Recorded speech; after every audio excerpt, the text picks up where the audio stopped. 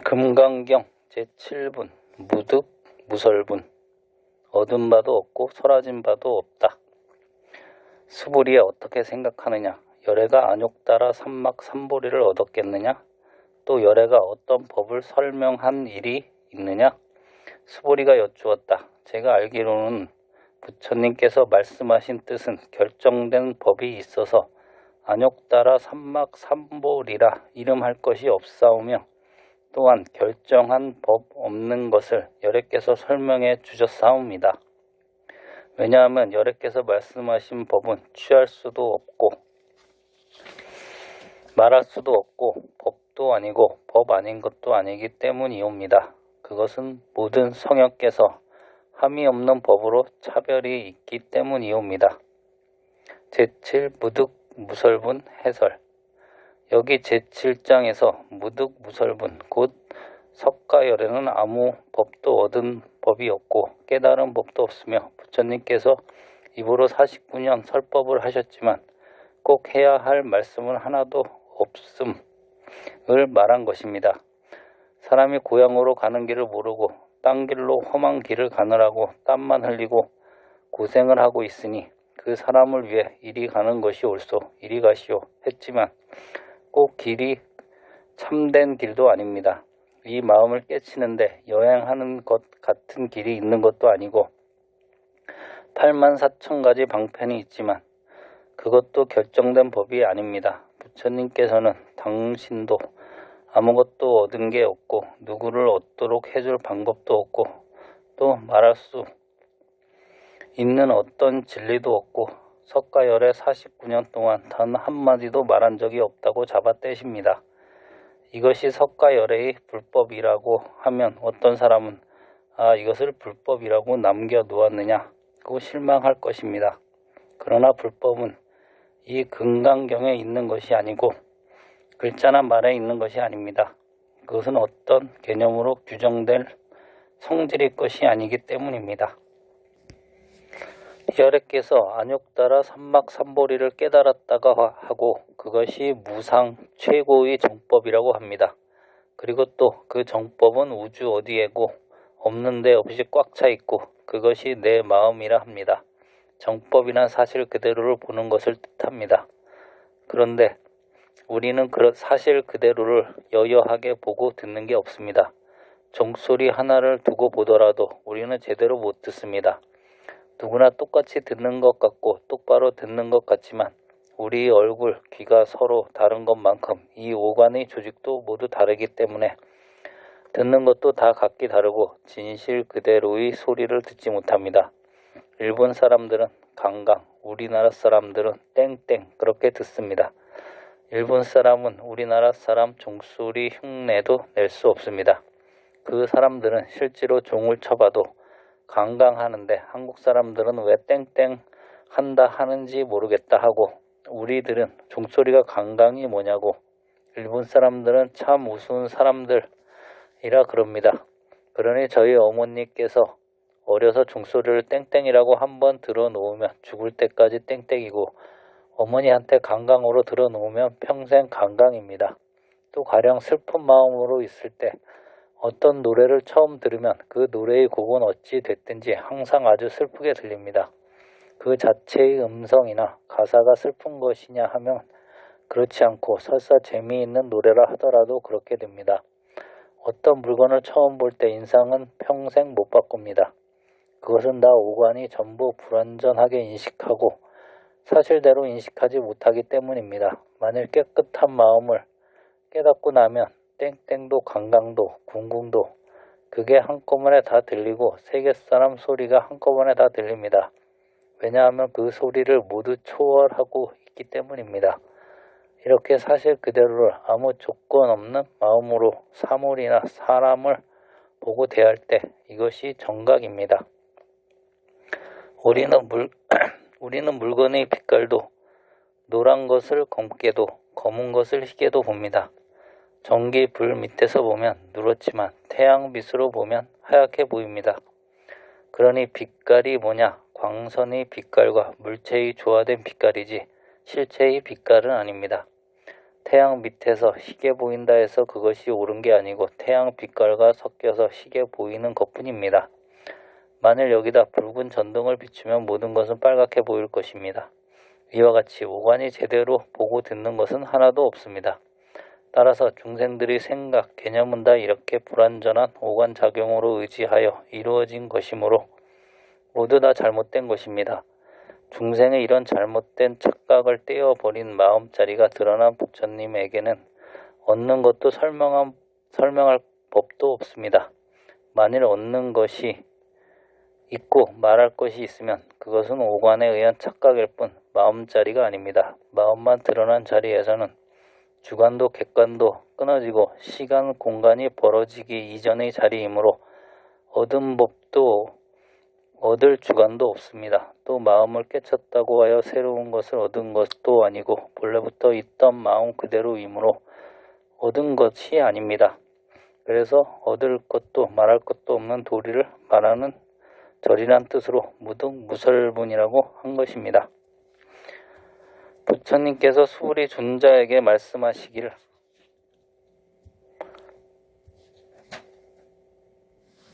열애가 안욕 따라 삼막삼보리를 얻은 일이 있느냐?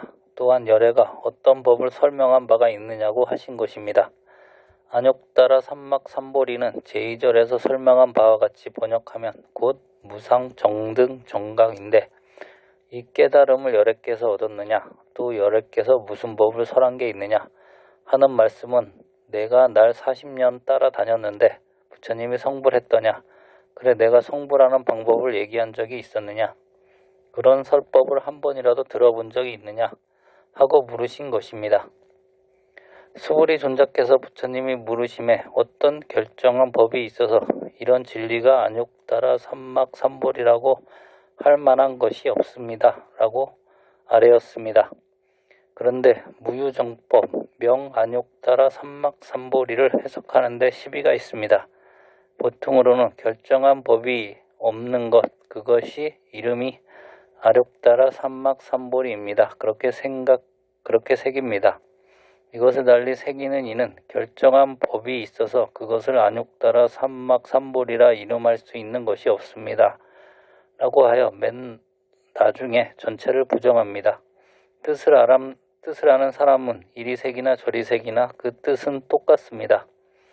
그런데 처음 듣는 사람에게 차이 있게 들리기도 합니다. 첫 번째 새김은 어떻다고 결정할 수 없는 것을 안욕 따라 삼막삼보리라 이름했다는 것은 일정한 법이 없어서 동그라미든지 그렇게 결정한 모양, 내용이 없는 것을 안욕 따라 삼막삼보리라고 한다는 뜻입니다. 다시 말하면 아무 모양도 빛깔도 없는 것, 아무것도 아닌 것, 그게 안욕 따라 삼막삼보리다 이렇게 되므로 그러면 뜻을 잘 모르는 사람은 아무것도 아닌 것이 안욕 따라 삼막삼보리라 이름할 수 있는 것이구나. 그래서 아무것도 없는 것이 안욕 따라 삼막삼보리인가 하고 생각하게도 됩니다. 그런데 두 번째 새기는 법은 어떤 결정한 법이 있어서 가지고 안욕 따라 삼막삼보리라 할 수 있는 그런 것이 없다.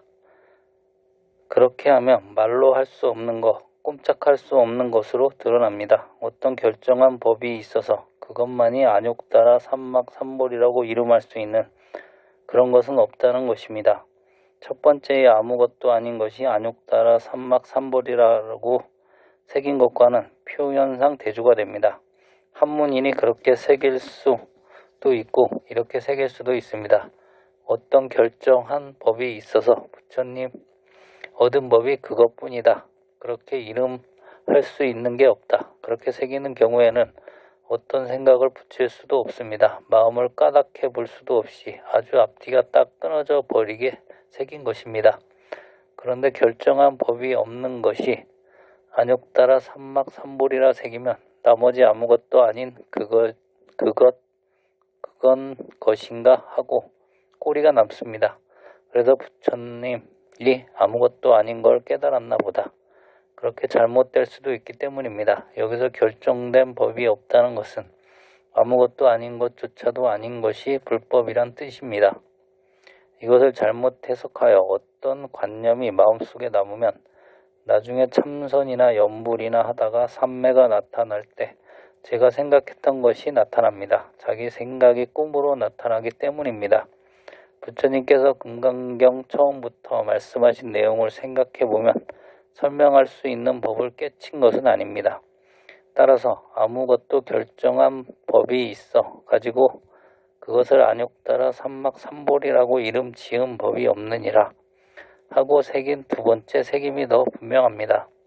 이것은 금강경뿐 아니라 일체 경전도 다 그렇습니다. 따라서 여기서도 어떠한 결정한 법이 있어서 이것이 안욕따라 삼막삼볼이라고 이름 지을 수 있는 법이 애초에 없습니다. 보통은 이렇게 새기지 않지만 이렇게 새겨야 좀 가깝게 새긴 것입니다. 앞에서 새긴 것처럼 어떠한 결정한 법이 없는 것이 이것만이 안욕따라 삼막삼볼이다. 그 이름이 안욕따라 삼막삼볼이다.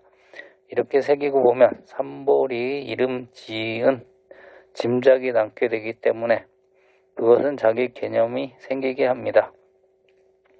처음부터 어떤 개념이 생길 수 없는 곳으로 몰고 들어가야 하는데 아무것도 아닌 것이 안욕따라 삼막삼볼이인가 보다 하는 개념이 생겨 놓으면 안 됩니다.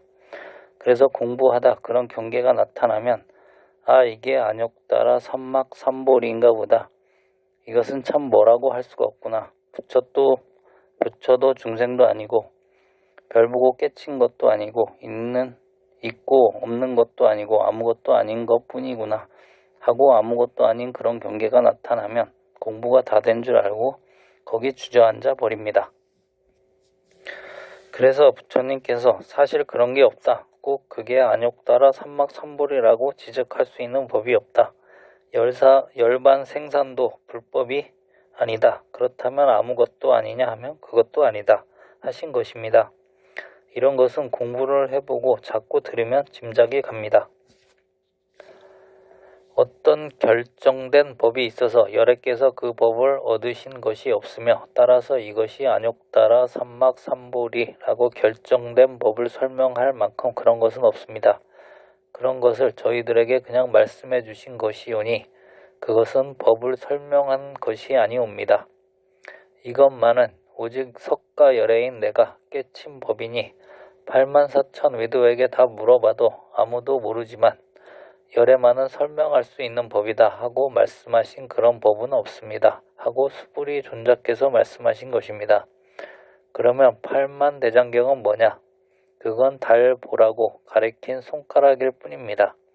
그런데 아이들은 손가락만 봅니다. 어린 아이니까 달 보라고 가르쳐줘도 손가락만 보는 소견밖에 없기 때문입니다. 이와 같이 우리는 49년 동안 부처님께서 8만대장경을 말씀하신 것을 달 가리키는 손가락이고 그게 불법의 골수가 아닌 줄을 알아야 하는데 아이가 달 가리키는 손가락만 보듯이 8만대장경에서 가리키는 마음을 깨치지 못한 것이 중생입니다. 그러면 무엇을 안욕따라 삼막삼볼이라 하는가? 부처님께서 안욕따라 삼막삼볼이가 있다고 설명한 것은 곧 안욕따라 삼막삼볼이라 한 그 글자이고 음성이지 그것이 안욕따라 삼막삼볼이는 아닙니다. 그것이 어떻게 안욕따라 삼막삼볼이가 될 수 있겠습니까? 하나의 말이고 종이에 먹칠한 것이지 그 글자 가지고 안욕따라 삼막삼볼이를 찾다가는 안 됩니다. 마치 어린아이가 손가락만 들여다보는 것처럼 100만 년 들여다봐도 달은 못 보는 것과 같습니다. 그러니 49년 말씀하신 84,000대장경이 그 음성이고 글자 먹칠한 곳이어서 아무 뜻이 없습니다. 그러므로 만일 어떤 사람이 부처님께서 무상의 정법을 깨쳐서 성불했다고 한다든지 최고의 묘법을 49년 동안 설법해 주셨다고 한다면 이 사람은 곧 달 가리키는 손가락만 보고 달은 보지 못하는 것과 같은 것입니다. 수불이 존자께서 부처님께서 깨달아 얻은 법도 없고 중생에게 설법하신 말씀도 없다고 하신 뒤에 계속해서 그 까닭을 말씀하십니다. 부처님은 새삼스럽게 성불하신 적이 없으며 부처님께서 40년 설하신 말씀도 다 들어두어야 할 건 한마디도 없습니다. 또한 들었다 하여 누구에게 말해줄 것도 한마디도 없고 확실히 얘기 안 하면 안 될 그런 법은 본래부터 없습니다. 또한 받아들일만 하고 받아들여야 할 진짜 법은 하나도 없으며 더구나나 쓸데없는 것, 법 아닌 것, 아무 소용없는 것, 그런 법도 없다는 것입니다. 비법은 잘못된 법, 그릇된 법도 그것조차도 아닙니다. 만일 비법이라고 된다면 그대로 법이라고 이름을 붙일 수 있는 가치가 있지만 이런 비법도 아니라는 것입니다. 왜냐하면 그것은 중생에게 상대법을 초월한 현성의 법이기 때문이라는 소위를 다음에 말씀하십니다. 왜 그러냐 하면 어째서 제가 그런 말씀을 드리는고 하니 하면서 수불이 존재하는 이유를 이렇게 설명하십니다. 일체 현성이란 곧 모든 불보살들과 독성이나 나한들이 세계를 말합니다. 불교에서 마음을 깨달아 성인이 된 지혜에 나아간 분들을 부처님과 보살님들이나 조사님, 나한님들이라 하며 이분들은 다 아무것도 하는 게 없는 무위법, 텅빈 경지, 아무것도 없고 없는 것도 없다는 마음자리에 들어선 분들입니다. 정말 마음의 본 자세에 들어가서 나와 남이 없고 이해 득실이 없고 생로병사가 없고 아무것도 없는 경지인데 그러나 이와 같이 하는 게 없는 법, 거기에도 보면 초지보살, 이지보살, 삼지, 십지보살도 있고 52위의 보살 경계를 넘어야 부처님이 됩니다. 이 보살님들은 다 하는 것 없는데 들어가서 이렇게 등급이 있고 차별이 있습니다. 마치 서울대학교에 입학했다 하면 1학년도 서울대학생이고 3학년, 4학년도 서울대학생이지만 그러나 공부하는 내용을 보면 1학년, 4학년의 차이가 있고 대학원 박사과정 이상의 더 깊은 내용을 공부하는 차이가 있는 것이나 한 가지입니다. 그러므로 참선을 해서 견성을 했다 해도 처음 깨친 초견성을 가지고 다 되는 것이 아니고 거기서부터 무위법에 들어선 것이므로 비로소 깊은 공부를 하게 되고 보임을 하여 참 수행을 하게 됩니다. 그래야만 초지에서부터 52위의 보살 경계를 닦아 올라가서 부처가 되는 것입니다. 그러나 이런 무위법의 현성의 경계는 하는 것이 없는 세계입니다. 그래서 닦는 것이 없이 닦고 무심으로 하는 수행이어서 차별 없는 가운데 있는 차별이므로 중생세계의 분별심으로는 있는 차별과는 근본적으로 다른 차별입니다.